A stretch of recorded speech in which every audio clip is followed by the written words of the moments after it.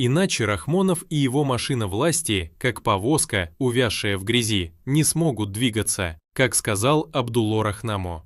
Все это Рахмонов делает не для того, чтобы показать, будто народ его хочет, а для того, чтобы запугать, вселить страх в души и кости людей. Именно страх народа удерживает Рахмонова у власти до сих пор. Поэтому он время от времени организует убийства, чтобы страх не покидал тело и души людей. Когда мы захватили Али Бидаки живым, сам Рахмонов приказал его убить. Когда Мирзо Зиё вышел к нам из машины, мы получили приказ убить его, не оставлять живым, и мы исполнили этот приказ.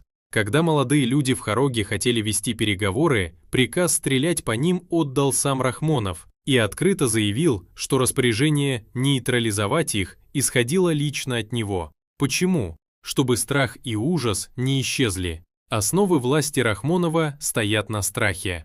Народ Таджикистана должен глубоко бояться. Страх должен пустить корни внутри нас.